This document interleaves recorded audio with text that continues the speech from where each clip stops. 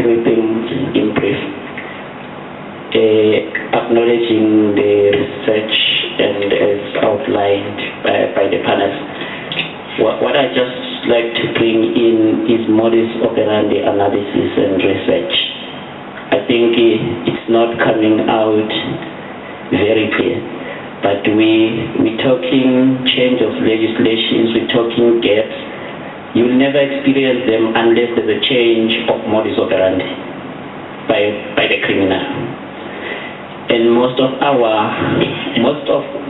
what informs our discussion is new invention in the modus operandi environment. The criminal always finds something new, and then we start dancing towards that. Now, all I'm suggesting that if these studies could escalate to modus operandi analysis and research, can we? I think when we talk to root cause analysis, there's this question: why is our society so violent? Why would they commit robbery, snatch the bag, take the money, shoot and kill you after they got what they wanted?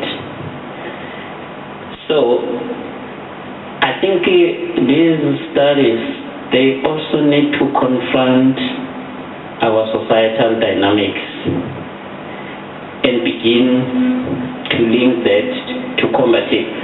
I think one of the researchers talked to like the impact of Operation Sithole.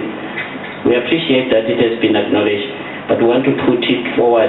It was a stabilization intervention.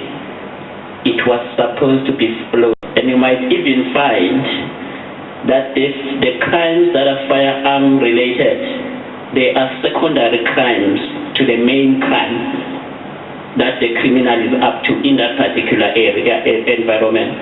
And one example of that, you can have a house robbery. A house robbery is the most serious and dangerous crime that is still fear to the community. But the criminals will just execute house robbery when they are looking for a firearm as a resource to go and commit a heist. So it's a secondary, very dangerous crime.